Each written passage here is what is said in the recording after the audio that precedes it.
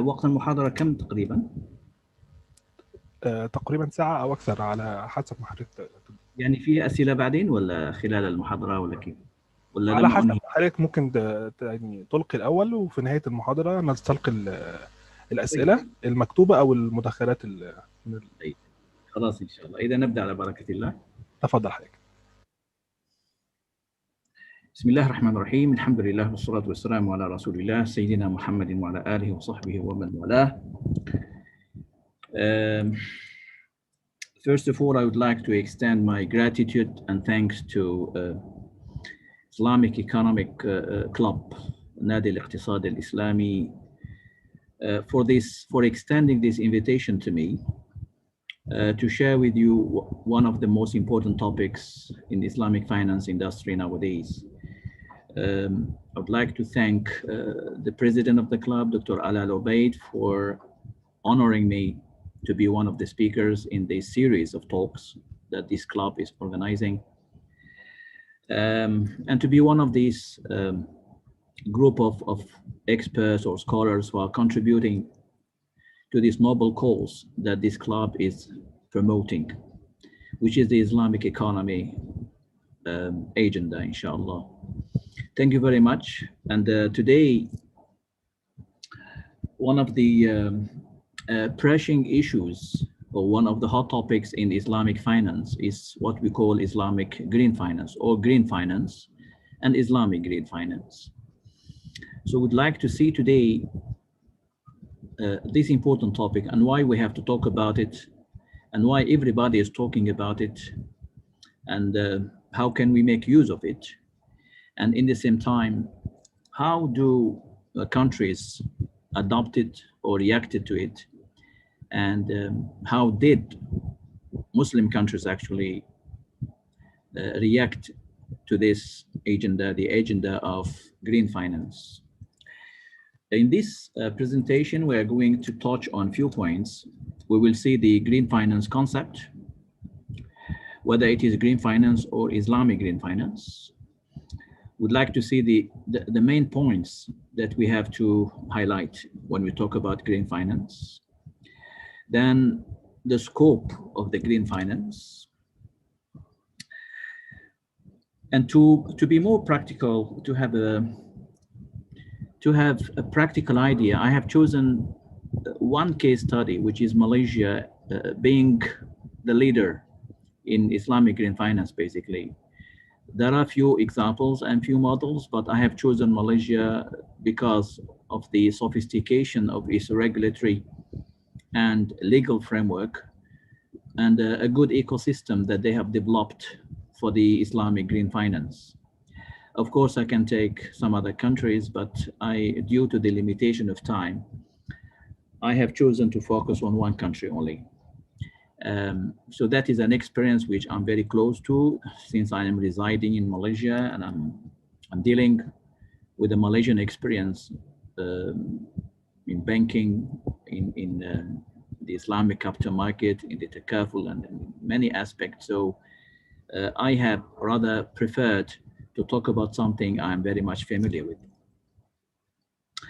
Then we'll see what are the initiatives taken by the Malaysian government in pursuing the Islamic green finance, and to what extent is succeeding, and what can we learn from such an experience. We will talk generally about probably some other countries and how they're doing. But the main objective of this presentation is to see the potentials of Islamic green finance in elevating the social status of people, in maintaining or in strengthening the economies of Muslim countries in particular, and to what extent we'd like to know what can Islamic finance offer to what we call sustainable development. Can Islamic finance contribute towards the sustainable development? So these are the things that we'd like to see, and at the end of the day, we would be able to know whether Islamic green finance is a potential project or an agenda that Islamic finance has to pursue and promote. What is green finance basically? According to the United Nations Environment Program, green finance is all about increasing the level of financial flows, which is the financial flows, whether they come from banking, microcredit, insurance, or investment, and whether they come from public or private, and whether they come from non-profit or even for-profit sectors to sustainable development priorities. So what is green finance is no more than outsourcing funds, whether they come from banking, insurance companies, investment, and putting all these funds, whether they come from public, such as government, or they come from private, we use all these funds actually towards what we call sustainable development priorities. First of all, this word is very important, sustainability. The United Nations definition focuses on soliciting funds for the purpose of injecting these funds into sustainable projects. Sustainability generally has three important aspects. The first one is economic development, pure economic development. Second, social development. Third, environmental or environment preservation or protection. When we talk about sustainability, we are talking about three major elements: pure economic development, second, social development, third, environment protection.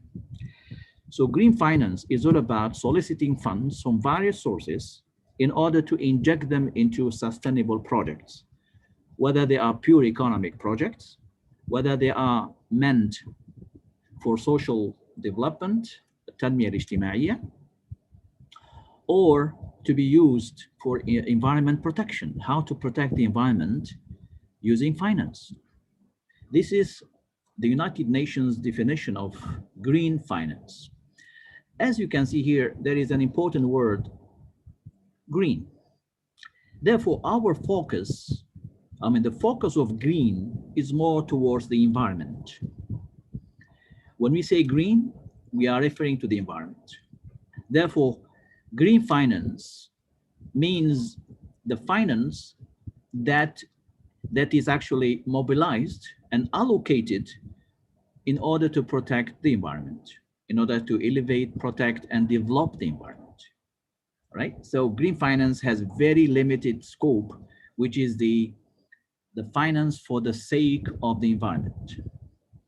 We will see later that this green finance is no more than, it's a part of a general framework, which we are going to see soon. Another definition provided by the World Bank and a Securities Commission of Malaysia, they have published a report in 2019, in which they have defined green finance as follows. They say green finance covers the financing of investment that would generate environmental benefits. So it's a financing that generates environmental benefits, including reducing all types of pollution and greenhouse gas emission, improving energy efficiency, such as wind energy, as well as taking measures to mitigate climate change. This is a more detailed definition about green finance, because when we ask this question, what is it that we have to do to protect the environment? Generally, we are trying to reduce pollution, تلوث البيئي. And pollution is no more than the wrong utilization of resources and production that would actually pollute the environment. This pollution can also come from emissions. Emissions from factories, for example, the factories that produce certain products. So that kind of emission will definitely pollute the environment. And by doing so, we are trying to improve energy efficiency, such as wind energy. So one of the things that we can propose as an alternative is to use wind energy, as well as taking measures to mitigate climate change. This definition is more detailed, but the crux of this definition is no more than the protection of the environment. How to protect the environment? We have to reduce pollution. We have to adopt alternative energy, such as the wind energy. And ultimately, we have to mitigate climate change. We all know that this industry, the third industrial revolution, the first and the second and the third industrial revolution, even though it brought about development, technology, and industry in all sectors of life, but it has its negative aspect, which is the environmental impact. So all these factories that are producing these nice devices for us, this nice product for us, they are in the same time polluting the environment in one way or the other, whether through the air emission or through throwing toxics in the rivers and the sea, or by producing a lot of plastic, and that plastic will find its way to the seas, also endangering the life of the fish and other animals. And you will see that we are all sensing the danger of this technology or of this industry. So while it has positive things, it also has some negative aspects. And one of the negative aspects is the environment pollution. What shall we remember when we talk about green finance? First, green finance, which I have labeled here, GF, is part of the Sustainable Development Agenda, Tanmiyah al-Mustadama. So green finance is just part, it's not the whole Sustainable Development Program or agenda, is just part of it. For example, the United Nations Sustainable Development Goals, the 17 SDGs, some of them actually are all about green finance. For example, one of the SDGs is the preservation of water, preservation of land, preservation of the environment. There are certain SDGs which have addressed specific areas such as water and land. So green finance will be utilized to protect the land and the water, the seas. So therefore, the GF or the green finance is just part of the Sustainable Development Agenda. One aspect that we'll have to remember that the word has rung the bell. The word since many years have realized that something has to be done about the environment. So in 2015, there was the Paris Agreement. An agreement was actually signed in Paris in 2015 for the climate change protection, of course, or for the related to the climate change. And it was in that conference, actually it was a conference which resulted in signing the Paris Agreement, but it was in that conference that the world decided to lay a great emphasis or to show the importance of finance. You cannot protect the environment without finance, without money, without financing. So it was in that conference that the importance of finance was highlighted. And when we talk about finance, that means you need to mobilize funds through institutions and allocate them to sustainable projects. So we need to talk about how we mobilize funds, how to allocate funds, how to provide financing, whether you are a government or corporate. Another point, a key important point is that the Muslim world, of course, is not living in another planet, is still living in this world. Therefore, the Muslim world got involved into this agenda. And of course, green finance is done in two ways. One is done conventionally and the other one is done Islamically. So our focus here is on the Islamic. So Islamic green finance is very much compatible with green finance.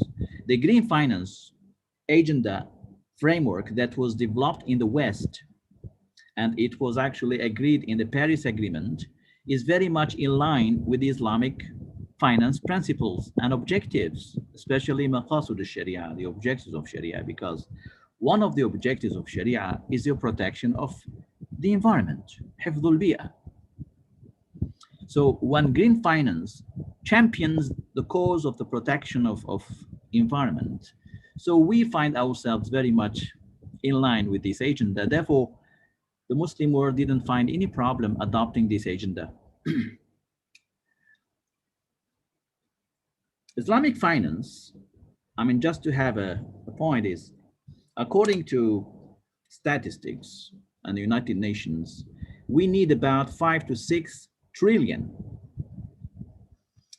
That we, in order to realize the objectives of SDGs, the SDGs, as I mean, all of you know what SDGs is, the Sustainable Development Goals. These are 17 goals initiated by the United Nations in 2015, and they have set 2030 as the deadline to realize all these SDGs, including the Muslim world. They have to get involved in achieving those Sustainable Development Goals. But we need from 5 to 7 trillion USD annually, actually, in order to achieve SDGs, but in developing world. Only the developing countries, and this is where the emerging economies are, not only the Muslim countries, they're also in South America, such as Brazil, Argentina. All these are emerging economies, but they are all developing countries. In order to realize the SDGs, the Sustainable Development Goals, we need from 5 to 7 trillion only in the developing countries. It is here where Islamic finance can take advantage and invest in this. They can invest in this huge market, which is called the green finance market. That is the opportunity that is offered to Islamic finance. All right?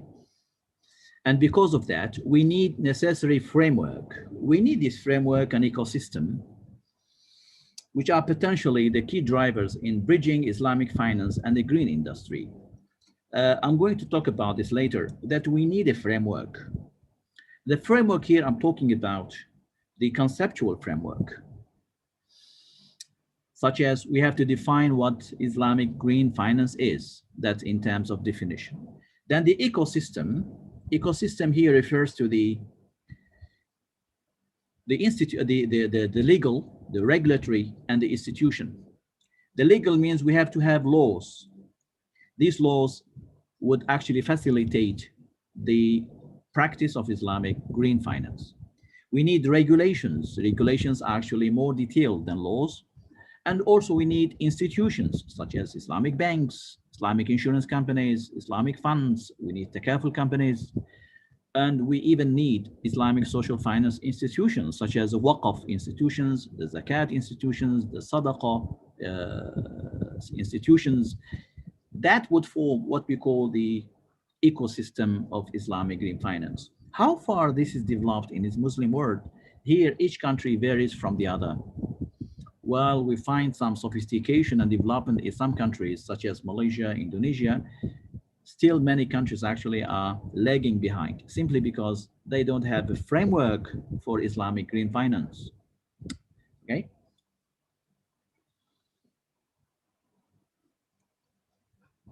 Another key point, we are here focusing on certain key points that we have to focus on.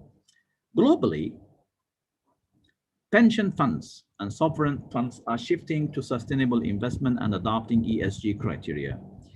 At the global level, whether you are talking about conventional or Islamic, there is a tendency by what we call pension funds, صناديق التقاعد, and sovereign funds, صناديق سيادية. These sovereign funds, which are run by governments, are shifting more towards sustainable investment and adopting ESG. ESG is the environment, social, and governance framework or criteria. This is something I'm going to highlight later. This is just to show you that the market is shifting from pure profit-driven investments to sustainable investment. Please focus with me in this and remember this point. The world generally is moving or is shifting from pure profit-driven investment to sustainable investment. What is the difference between profit-driven investment and sustainable investment? The main difference is actually the driver. The driver in the normal investment is profit. The main objective is profit, regardless whether this profit would harm or doesn't harm the environment. That was the trend a few years ago. Now the trend is that the investment is still pursuing the profit agenda or the profit objective, but it must be done within what we call the environment level, which means do business as you like, but do not harm the environment. So when you are taking the environment into consideration, this is called a sustainable investment. A sustainable investment. So that's why everybody is talking about this. Now you have another point here. This is a continuation of this. There is an increase in SRI. This is socially or sustainable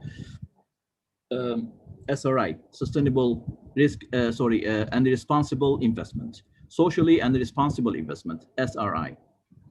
There is an increase. Of course, I can show statistics how this is increasing at the level of the issuance of bonds, issuance of offering of products, but there is an increase in the SRI investment. SRI, I repeat, is socially responsible investment. الاستثمار المسؤول أو الاجتماعي المسؤول. Then you have an Islamic finance.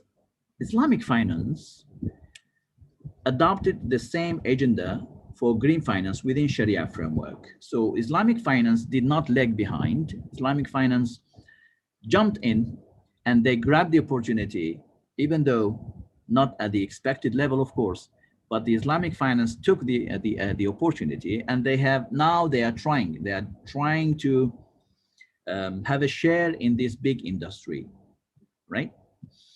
However, they are doing green finance within what we call Sharia framework. So they are not, of course, they are following more or less the same instruments. However, there are some Sharia parameters that have to be taken into account. But this agenda, the agenda of the green finance or the Islamic green finance, has certain challenges, which I'm going to highlight later, inshallah. So we need to know that there are some challenges related to sometimes to the lack of regulations, sometimes to the lack of asset classes. We don't have actually assets to use in order to promote green finance. And sometimes there is a problem of the lack of awareness. We will highlight this later, inshallah. Now, Islamic finance, what is the scope of Islamic green finance? Where do we apply Islamic green finance? Generally, it is applied in green Sukuc. Green Sukuc, whether they are sovereign or corporate. And I'm going to show you later some examples of the sovereign and corporate Sukuc. But we call it green Sukuc. We call it green Sukuc because the objective of this Sukuc is to invest in a project that does not harm the environment, or it protects the environment.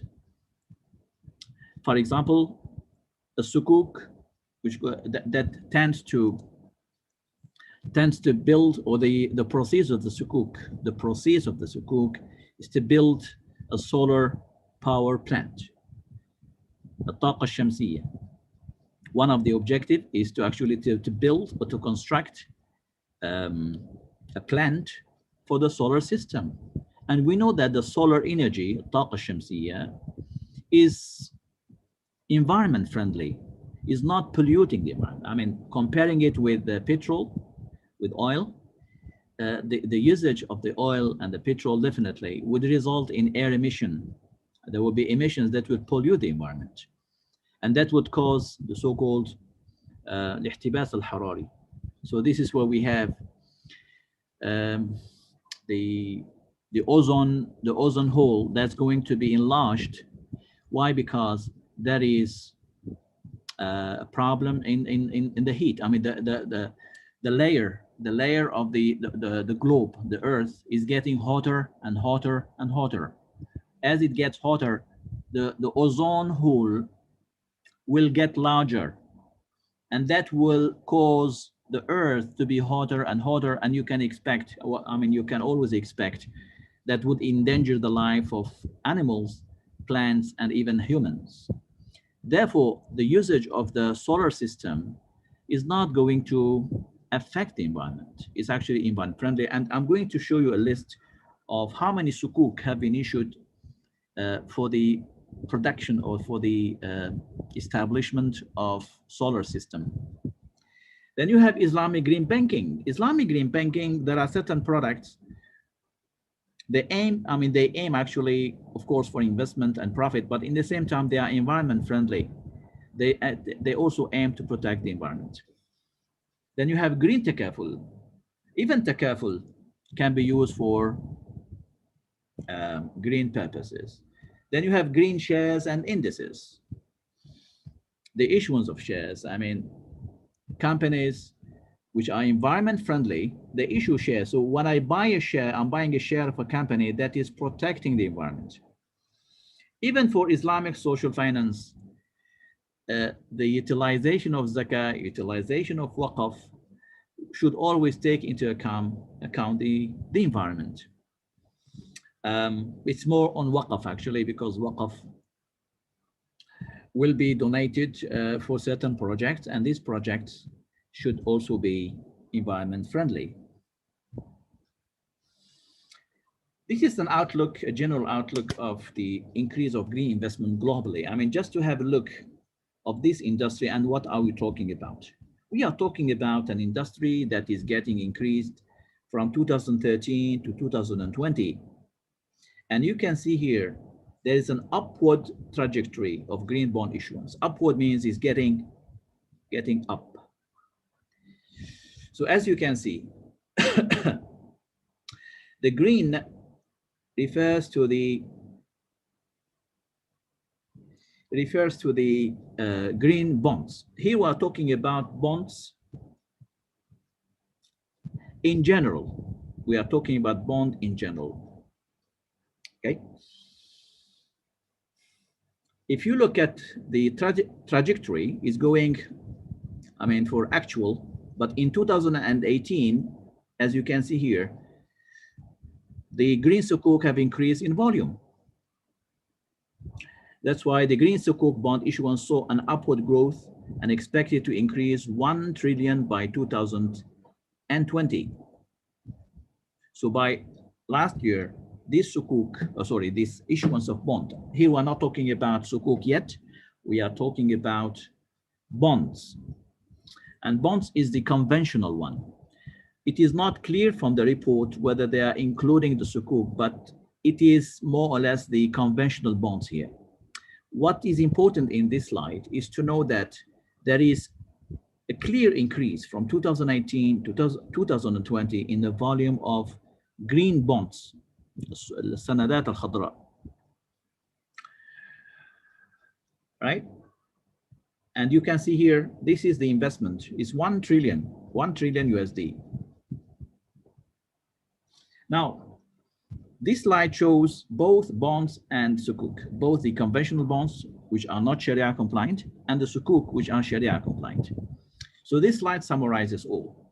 So this shows the evolution of the green bond and sukuk market. And it all started in 2007 with some regulations. The World Bank issued the green bond, the first. I mean, in 2008, the first green bond was issued by the World Bank. But it was not until this period between 2014 to 2015 that the first green bond was issued, right? As Malaysia introduced three sukuk framework, the issuance of sukuk Sukuk bond, the green Sukuk was not issued this year. It's actually the framework. 3 SRI Sukuk framework was issued between 2014 actually. What is the framework? I'm going to mention it later. But it was in 2017 that Malaysia launched the world's first green Sukuk. It was called Green SRI Sukuk Tadao Energy, 2050 million ringgit, right? So that was the first green Sukuk in the Islamic world that was issued in 2017. Then there is another issuance, which is a Quantum Solar Park. Malaysia issued 1 billion worth of green Sukuk, again for solar projects, Taqa Shamsiyya. Then another Malaysian green Sukuk was issued in 2017. Then Indonesia issued the world's first sovereign green Sukuk worth of 1.25 billion USD, and it was a Wakala Sukuk. Actually, Indonesia was the first country to issue a sovereign green Sukuk, and it was in 2018. As you can see here, the development of the bond and Sukuk has never ceased. I mean, it started 2007. It's like within 10 years, we have seen the establishment of some regulations, some laws, and also, of course, the issuance of Sukuk in the world. So it is something that is growing, that's getting bigger, and it's gaining traction. Now, what are the main areas of Islamic green Sukuk? Now we have seen that how Sukuk, I mean, generally that Sukuk is being issued, the green Sukuk. And the green Sukuk, if I may go back to this, is just a Sukuk is an instrument, just an instrument of financing. We use Sukuk to solicit funds, to raise funds. All right. So Sukuk is not the only instrument for the green finance, for Islamic green finance. Sukuk is just one instrument. There are many instruments such as issuing shares, issuing products, financing products, banking products, takaful products. There are many products that we can use to actually realize the Islamic green. So these main areas of Islamic green finance. Islamic green finance can operate in many areas. However, there is an overlapping of these areas. For example, you can talk about Islamic finance or Islamic green finance when we are talking about sustainable development, Tanmiyah Mustadama. So as you are talking about sustainable development, you are also talking about Islamic green finance, because sustainable development is all about environment, social, and also economy. You can also talk about it under what is known as socially responsible investment. And the socially responsible investment is one of the objectives is to protect the environment. You can apply Islamic green finance under the so-called ESG, environment, social, and governance. This is a criteria now being used by many companies to assess their social governance and environment adherence. I mean, you have a company, let's say a plastic company or a shoe company or let's say medicine company, a company that produces medicine. To what extent this company actually adheres to the social norms? I mean, it's not affecting people, it's not affecting the environment, and also is adhering to the least principles of Islamic, so the least principles of life. I mean, they are not affecting life. You can also practice Islamic green finance under something called value-based intermediation. This is something I'm going to explain. This is a Malaysian agenda. What I'm trying to say here is that Islamic green finance is found under all these labels, under all these areas. These areas actually are not different. They are the same, but they are different names. Actually, they are different names. right? But they are the same agenda. Talking about sustainable development, you are automatically talking about SRI. You are also talking about ESG. You are also talking about viable. This is to say that Islamic Green Finance fits under any of these names, right? The main important thing is that it has to adhere to the Sharia rulings and maqasid al-Sharia al-Islamiyya. All right, it has to adhere to this. Now, going to Malaysia as a case study, and I'm trying to give time to questions and answers later. One of the, as I said, just to give you an idea how Islamic Green Finance developed in Malaysia. This is just an example. It has to do with the economic policy for green economy. Islamic Green Finance is part of what we call green economy in Malaysia. It all started in 1970 when there are laws and regulations that regulate actually the production of the crude palm oil, the CPO. CPO is a crude palm oil. The palm oil is one of the agricultural products in Malaysia. It is actually the main resource of the Malaysian government. But there are some rules actually that govern the production of CPO, because CPO would mean you will have to cut the fruit, you will have to process it and extract oil from it. That may raise some environment concerns, and that's why there were laws and regulations to protect the environment. In 2018, there was a review of the economic plan, and that review of the economic plan actually focused on the environment.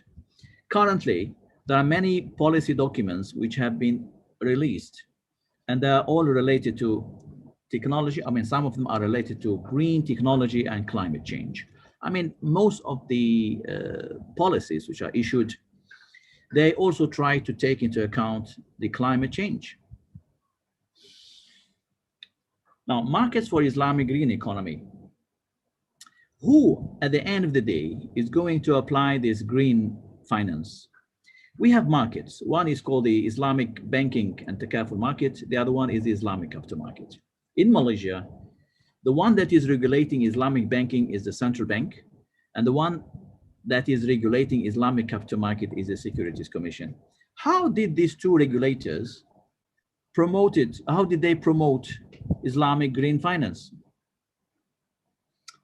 In 2011, the Securities Commission has adopted sustainability in the 2011-2020 plan.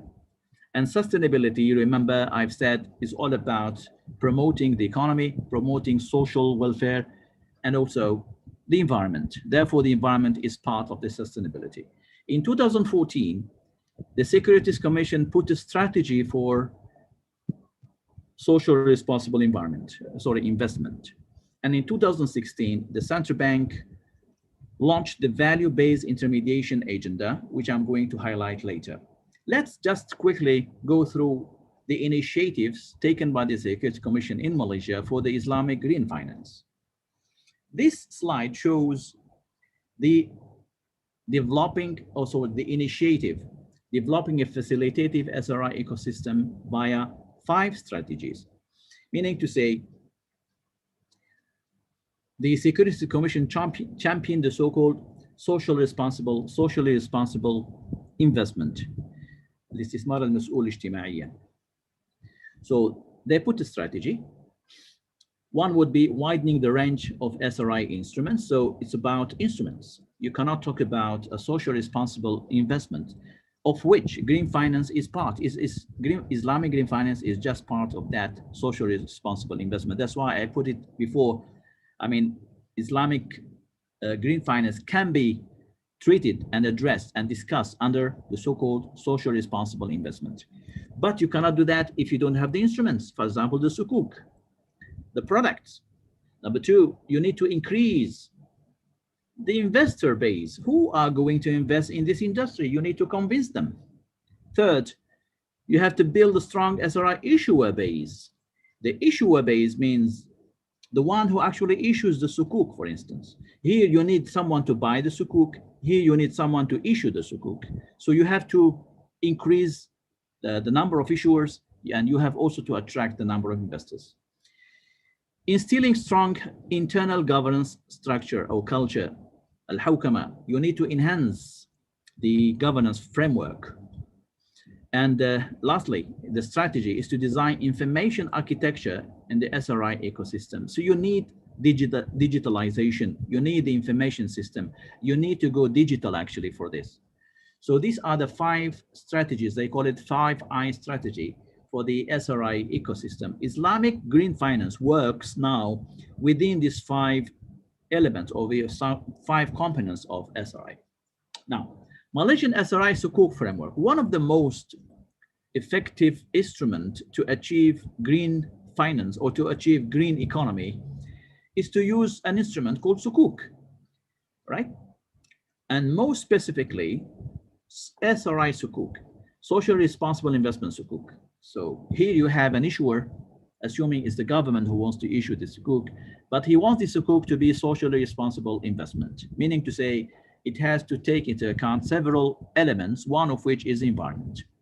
Remember, SRI is not only about environment, SRI is also about education, is about the improvement of life of people and so on. But this is a framework designed by Malaysia actually to promote green finance, one of which is the utilization of proceeds.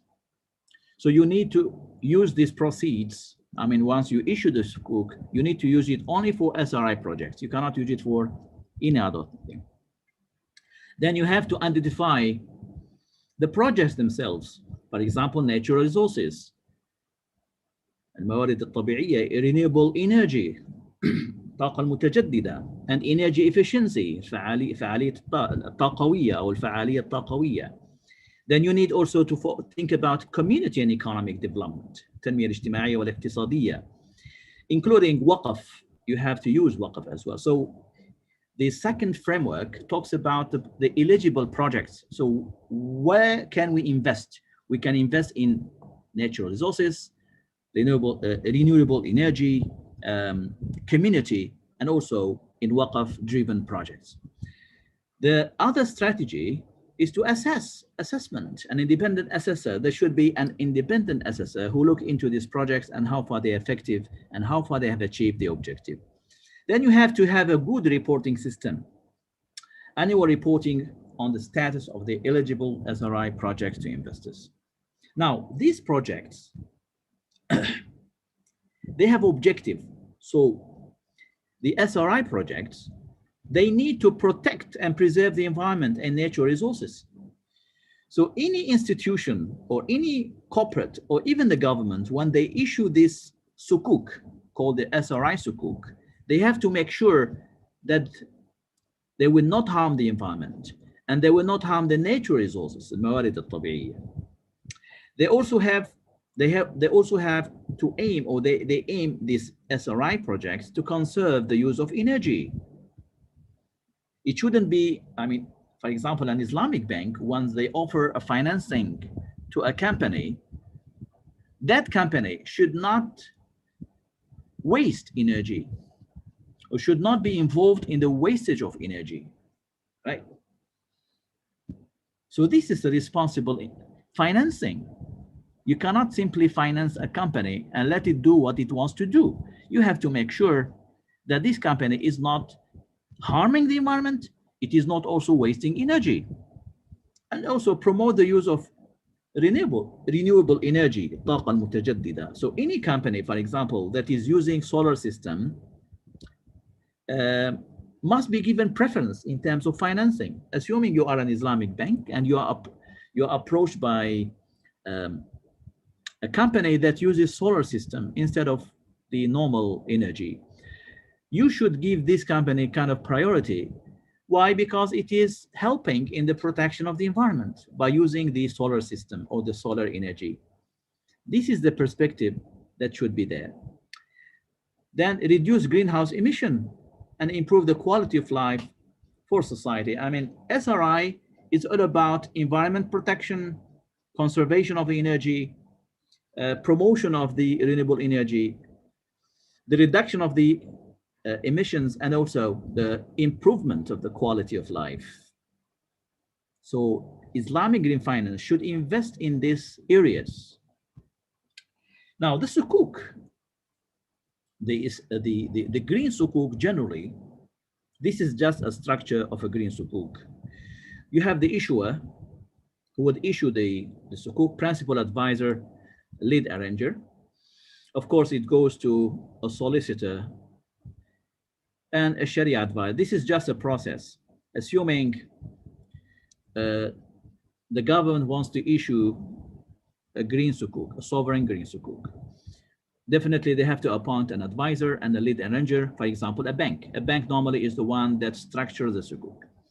Of course, it has to be legally compliant, and they have to forward it later to a Sharia authority, for example, a Sharia committee, which has to attest to the Sharia compliance.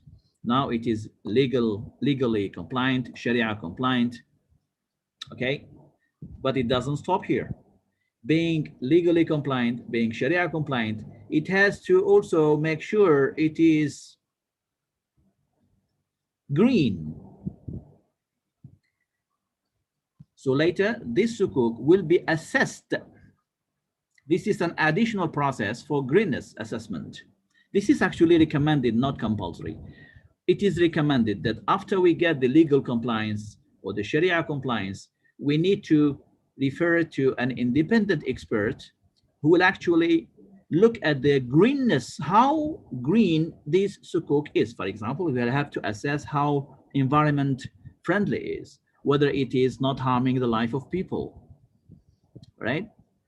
For example, the government wants to build an airport, just an example, and he wants to build it in an area where it is close to people. An airport is supposed to be far from residential areas, but for some reasons, that airport has to be in a place where there are people. So it is causing some harm to them, some danger because of the air emission, because of the noise, and because of the disturbance. So the assessor, the independent expert, will have to give comment that this kind of green Sukuc or this kind of Sukuc are not actually SRI, are not SRI. But here we are talking about green. Green is only about environment. So the assessor will only have to look into whether this Sukuc would harm the environment or not, right? So after getting that assessment, then this will be called as a green Sukuc. So remember, it's not only about legal compliance, it's not only about Sharia compliance, it's about greenness compliance. Greenness compliance. Just an example of the green Sukuc in Malaysia. This is just an example where from 2017 to 2018, there were about 1, 2, 3, 4, 5. There are about 5 green Sukuc which was issued actually from April 2018 to, up to 2018. And these are all, as you can see here, solar power plants, solar power plants, right? Right? Solar power plant. Actually, these are all plans for the solar energy, طاقة شمسية, the building or the construction of plants that produce solar energy. So an Islamic bank would actually, these companies, actually these are companies who would issue this Sukuc in order to build new plants for them. Most of them actually are energy companies. So they build new plants actually that generates solar energy. And Malaysia was actually a leader in this. And this is now becoming the trend. This is just some tax incentives. I don't want to go that. This is just to tell you that any company that wants to issue green Sukuc will have tax incentive, محفزات ضريبية. All right. Now, all what we have been talking about was on the Islamic capital market because green Sukuc is part of the Islamic capital market. However, for the banking, Malaysia has gone into some kind of so what happened in the banking initiatives for the Islamic banking industry, whereby the central bank in 2016 launched the so-called value-based intermediation, الوساطة المالية القائمة على القيم أو المبنية على القيم. Now, this initiative aims at encouraging financial institutions to offer products that have socio-economic impact.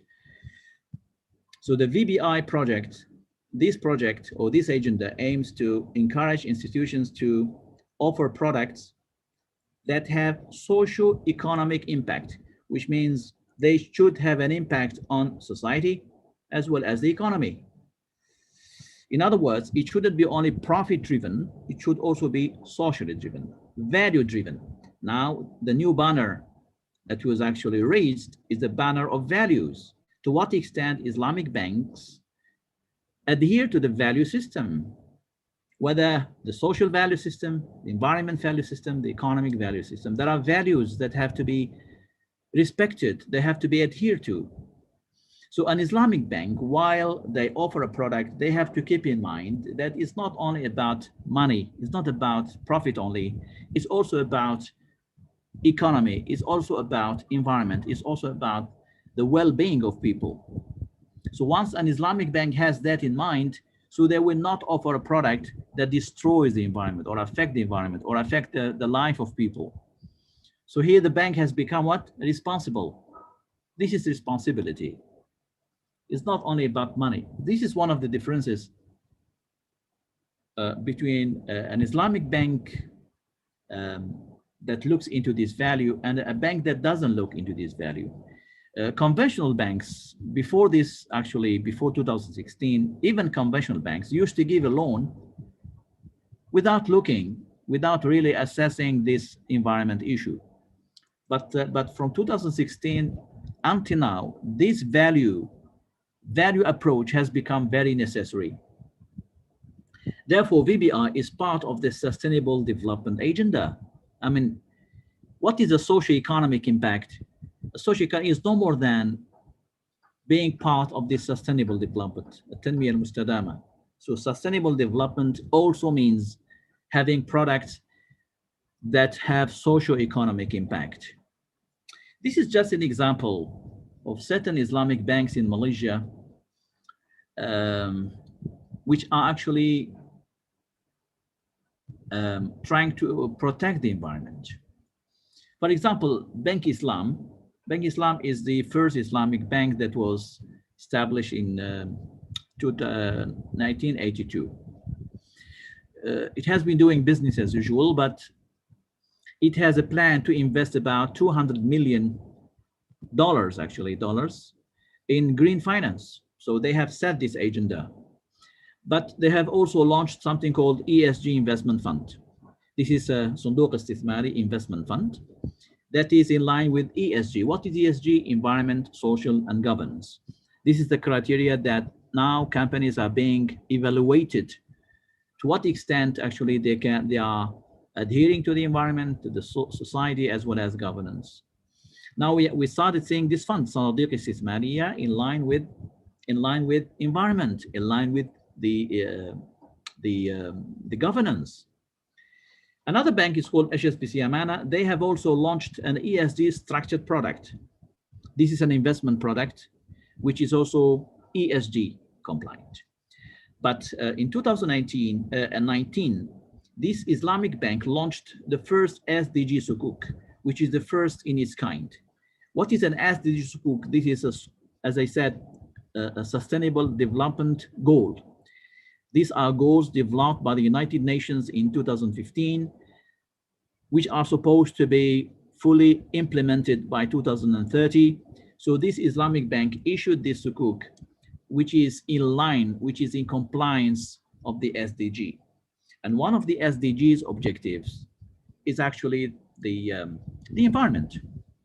We have an Islamic bank called Arajbi Islamic Bank, which started using recycled debit cards, بطاقات الحسم مدورة, recycled debit cards. So these debit cards Of course, they aim to protect the environment, because as you are using recycled plastic, you are not overusing the plastic, therefore you are actually protecting the environment. But the most notable thing that is in line with the green finance is actually that all banks, and this is not only in Malaysia, is worldwide now, except in some countries, they are not using papers anymore. So they are going digital, they are going online. Everything is online, no papers. And you know that when we are not using papers, ultimately we are protecting the environment. So digitalization itself is a green finance instrument, which has to be further enhanced. Now we are talking about using the blockchain technology. Blockchain technology will be also protecting the environment in many ways, because we are going to kill the papers. We don't need the paper. We don't need the plastic. We don't need. Now we are going digital in the sense that we don't need even those credit cards. Everything is going to be e-wallet. We are going to المحافظ الرقمية. So you don't have to carry even that credit card with you or the debit card with you. You are going to carry your handphone, whereby you just use an e-wallet. Everything is related to your account electronically. And therefore, the world is going digital. People are going cashless. Cashless in the sense that they are not carrying cash in their pockets, but they're using electronic wallets, e-wallets. And this will all help in the protection of the environment. In Malaysia, there are some enabling factors of the Islamic Green Finance in Malaysia. So what are these enabling factors? And what I mean here is that the reasons why green finance, Islamic green finance, has flourished to some extent. We have a robust regulatory framework by Securities Commission and the Central Bank. We have a complete institutional ecosystem, meaning to say we have an Islamic capital market, Islamic banks, careful companies, and we have a complete ecosystem. Not only that, big institutions, governments such as EPF, this is the Employment Provident Fund, Khazanah, which is actually the investment wing of the Malaysian government. We have pension fund.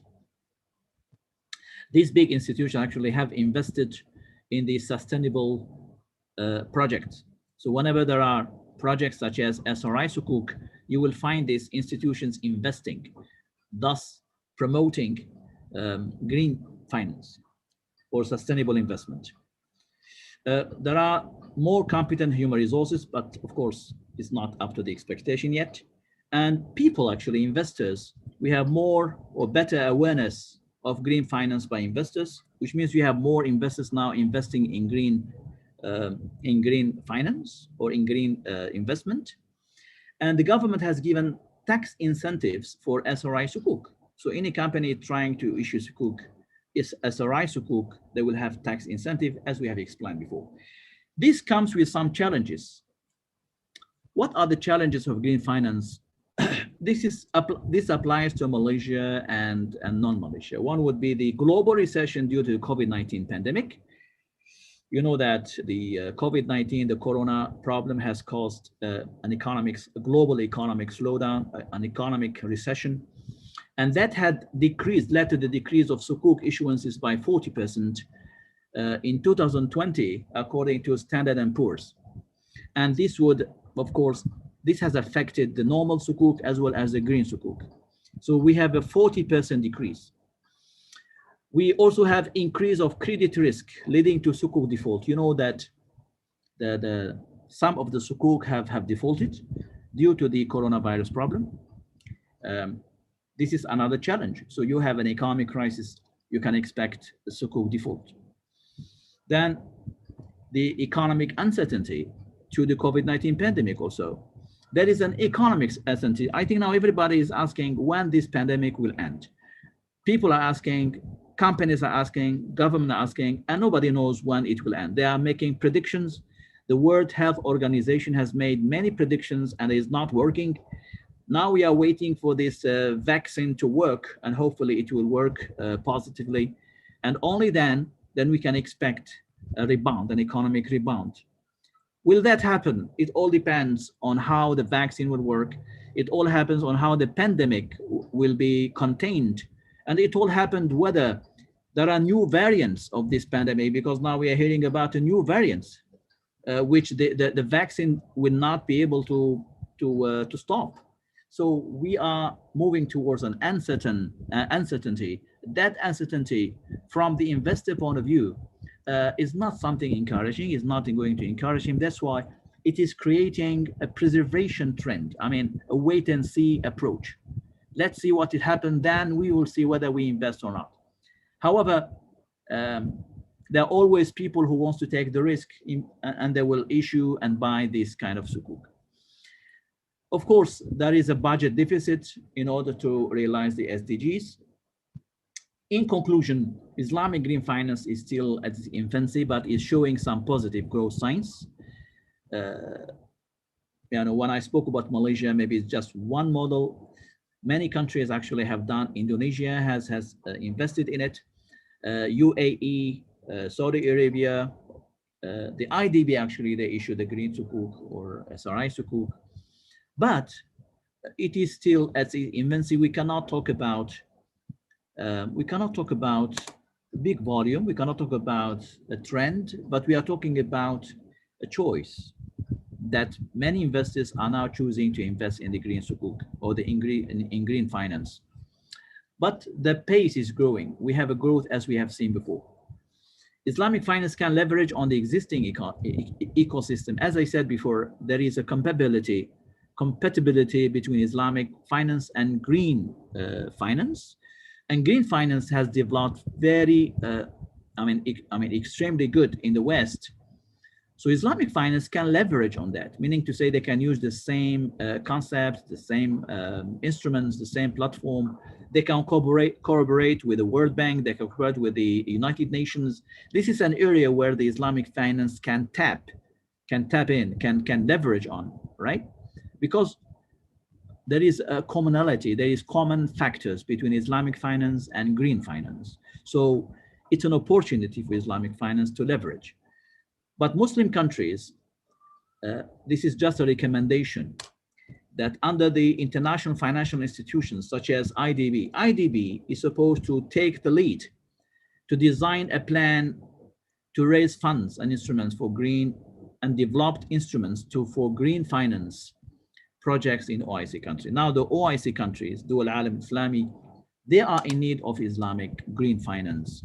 So, but they have to be led by institutions. So what I am recommending is for the Islamic Development Bank, as the biggest bank and the bank of the OIC countries, is to take the lead and design this project. They design a plan for the Islamic green finance in terms of regulations, in terms of product, in terms of instruments, for example, Sukup, in terms of funding, in terms of assets, what are the assets that we can use in the green finance, and in terms of the opportunities, they have to provide opportunities equally to the OIC Muslim countries to invest in green sukuk.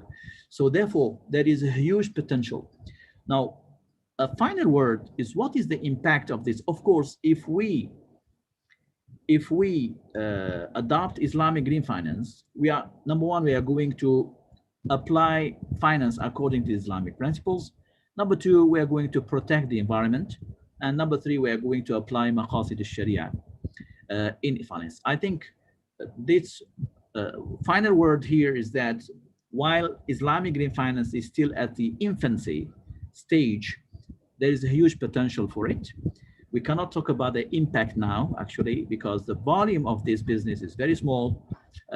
We can only talk about it when we have an economy for scale, I would say, or let's say the market share, where Islamic green finance will be a choice of many Muslim countries. We are still actually lagging behind. Therefore, the impact, we cannot assess the impact so far. I think that's all what I have for the moment. Thank you very much for listening, and jazakumullahu khaira. I am ready actually to answer any of your questions, and thank you for your sabr and patience. Jazakumullahu khair. Assalamu alaikum wa rahmatullahi wa barakatuh.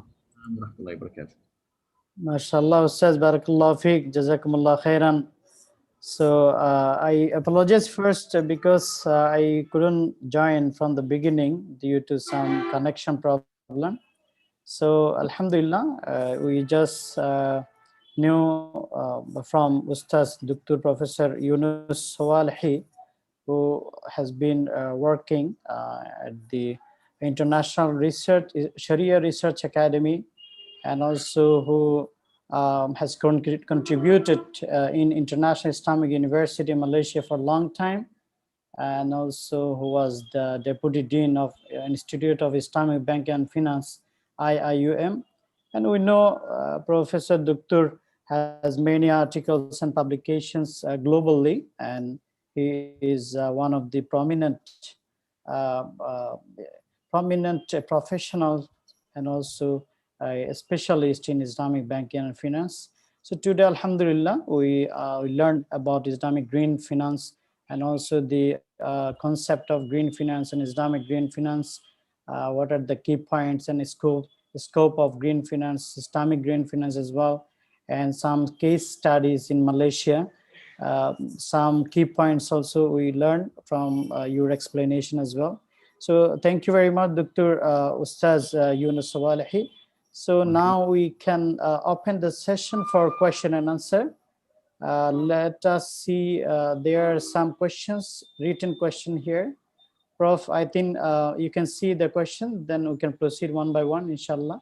Yes, I can see some of the questions. Are there, Brother Ridwan bin Masood or Mr. Are there standards or guidelines put by well-known bodies such as the Islamic or the Financial Services Board? Not yet, but in Malaysia there are guidelines.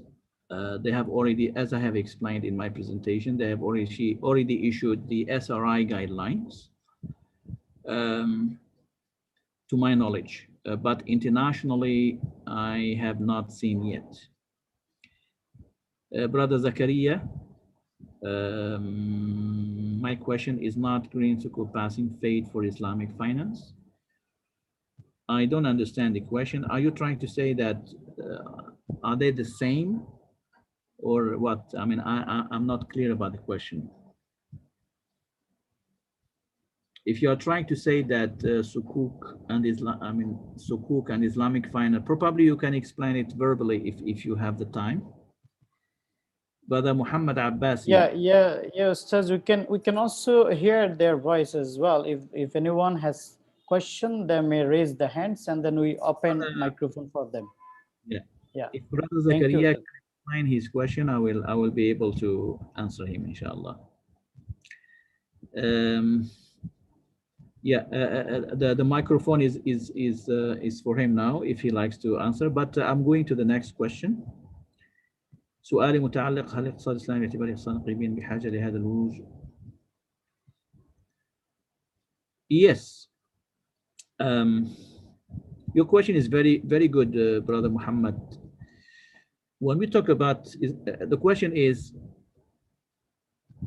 Islamic economics, is Islamic economics in need of getting involved in this so-called green economy? Is Islamic economy in need of investing or getting involved in the so-called green economy? This is a very good question. In principle, Islamic economy, this is my answer. In principle, Islamic economy includes everything. It includes the Islamic value system, the Islamic economic value system. It is full of values. When we say Islamic, that's it. That's finish. I mean, the answer is there, because Islam will also include the protection of the environment, protection of the well-being of people, and it includes everything. However, because we are living in a world where Islamic finance has just been introduced to the world. I mean, Islamic finance or Islamic economies is just 30 or 40 years old. The world is yet actually to see its values. And sometimes when you talk about Islamic values, they will not understand it unless you use some of their language. Yes, in principle, we don't have to differentiate between Islamic economy and green economy because they are the same. It's just that we are living in a world where this has become a trend. Then we say Islamic economy has to invest in green economy. I mean, this is not something new to it, but to be more precise. So I agree with the question that we don't have to differentiate in principle because Islamic economy is all about green and is all about values. But to me, we need to re-emphasize this because this has become a term used in modern economies. And if anyone asks us, is this something new you're trying to do? We say, no, it's not something new. It's already in Islam. But we are mentioning it just to use the same language you are using. The other question is, هل توجد إحصاءات منشورة عن القطاعات الاقتصادية المتقدمة في مدى توافقها مع الاقتصاد الأخضر? Yes, not for Islamic one. I mean, the question is, do we have statistics, published statistics on economic sectors, advanced economic sectors, and to what extent they are aligned with the green economy? Western, yes, we have. The Western green economy, we have statistics on whether certain economic sectors are in line with green economy, but we don't have yet in the Islamic world, just because number one, projects which are classified as green, Islamic green economy are very, very small. Just now we have seen 6 or 7 Sukuc, green Sukuc, SRI Sukuc issued here and there, Indonesian sovereign green Sukuc, the IDB green Sukuc. Actually, they are very limited. That's why, to me, it is yet to assess the impact of this green Sukuc. And number two, it is yet to talk about statistics and volume. We need to wait actually at least 10 to 20 years for this Islamic green finance actually to flourish. In Malaysia, they just launched it 4 years ago under this, the Islamic banking products was, the VBI was launched in just 5 years ago, but the Securities Commission actually, since 2011, they were talking about this, but it is a very short period, basically. We need to wait actually to assess the performance as well as the statistics.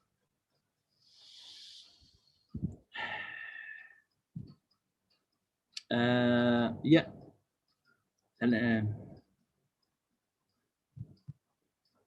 Okay. Now I understand your question, brother Zakaria. هل لا يمكن اعتبار الصكوك الخضراء موضة عابرة بالنسبة I would say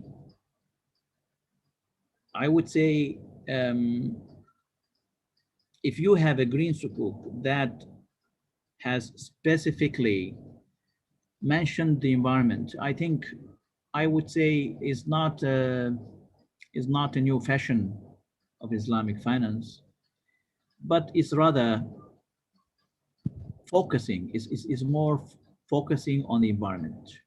Because when you talk Islamic finance, is very general. But you talk about Islamic green finance, you are talking about the environment. So here you are more specific. Therefore, you can design your own framework, regulatory framework, laws, instruments. To me, it's like a specialization within the Islamic finance. And if we invest in this, we are going to provide the word. We're going to really serve the Islamic finance in a better way. How many ways can Islamic finance will reduce poverty in Islamic countries? How many ways we reduce poverty? There are many ways actually. You can do it via Islamic Islamic microcredit or microfinance. You can do it through Islamic micro takaful. You can do it through waqf. You can do it through zakah. You can do it through many projects actually, but Islamic finance, this is a very big topic. How far Islamic finance can reduce poverty in Islamic world is a big topic. So far, Islamic finance is still at the stage of gaining sufficient market penetration. Is still trying to find a shade under the tree. Is still trying to find a place in the crowd. It is not yet ready to elevate poverty in a substantial way.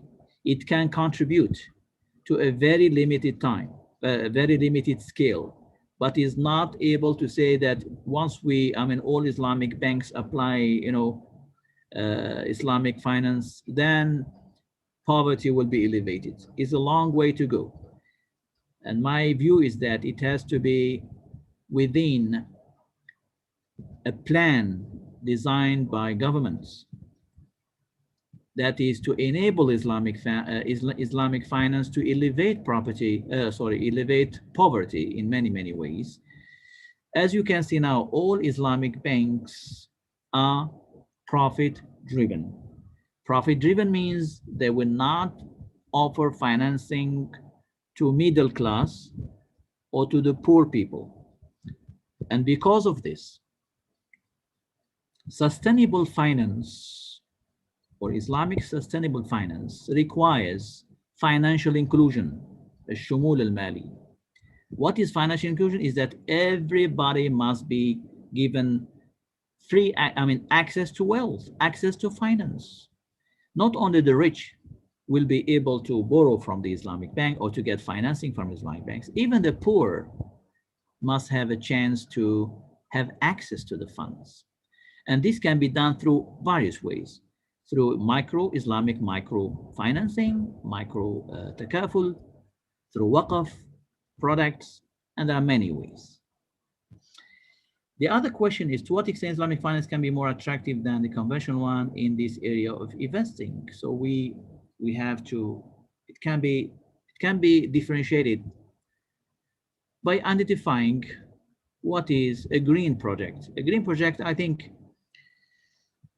as I said in my introduction, there is no much difference between conventional and Islamic green agenda. It's more because we are talking about the same environment. This environment, we are all, it's like an umbrella. We are all living under, Muslims, non-Muslims, Islamic finance, conventional finance, because this is something that brings all of us together, right?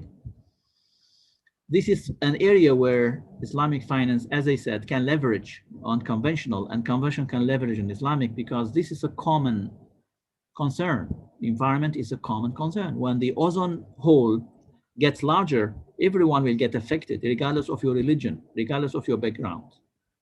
So we are talking about something else here. We are talking about what is common between me and someone living in America or in Russia or in South Africa. I have to protect the environment by not having more pollution, because I pollute the environment, someone else will get affected in the other part of the world. It's something global. Green finance is about global finance. It's not about one country or another country. Just like the pandemic, this COVID-19, we are thinking global. If one country is not taking good precautions to contain the disease, then tomorrow, if the citizens start traveling here and there, they will affect the whole world. And this is exactly what happened at the beginning of this COVID. Only one person traveled somewhere, it spread it to the whole world. And now you can see the effect, disasters. So Islamic finance in green finance has to think global rather than local. Any other questions? Ustaz, I think there is no more question written, and also in the verbal question. So I think we can conclude the session today. Before we conclude the session, on behalf of Nadil Iqtisad al-Islami, we would like to thank from our bottom of heart to our honorable guest speaker, Professor Dr. Younes Soualhi, for your wonderful presentation and explanation on Islamic Green Finance. And Alhamdulillah, we had now a clear picture on Islamic Green Finance, that I even had many questions to know today from your lecture, mashallah. Jazakallah khairul ustaz, barakallah fiqh. And we would like to also thank our Mushrif al-Aam Dr. Ala Adil, and also A'daw al-Lajna Linad al-Iqtisad al-Islami. And our thanks go to all attendees and participants of today's lecture, inshallah. And thank you so much, and we'll see you again in next upcoming any other programs. May Allah bless you all. And if you have last words, Dr. Ustaz, please, you may proceed. Thank you very much, Thank you Ustaz very much. Younes. Jazakumullahu khairan. Thank you very much. I would like to once again to thank the club, Nadi al-Iqtisad al-Islami, for giving me the opportunity to address this wonderful crowd of students, experts, and probably scholars who have attended with us. And I'm very delighted and happy, and I'm more than ready to contribute in your future programs, inshallah. And hopefully you have benefited something from this humble presentation. And what is important to note is that please take this topic seriously, because that's going to be the trend. That's going to be the trend in the future. And that's going to be a very interesting area for masters and PhD students who are now actually embarking upon writing on these environmental issues. And I think if you choose topics like this, you are in the same time showing how robust the Islamic finance can be in order to provide solutions to the world. So please use this presentation as an eye-opener and an opportunity to read deeper into this. And inshallah, I wish you all the best. Barakallahu fikum. Assalamu alaikum wa rahmatullahi ta'ala wa barakatuh. Thank you very much, Ustaz, for your guideline. May Allah bless you, inshallah. And thanks to all. And naktafi bihadha al-qadr, inshallah. Wassalamu alaikum wa rahmatullahi wa barakatuh. Jazakumullahu khairan. Barakallahu fikum. Barakallahu fi Ustaz.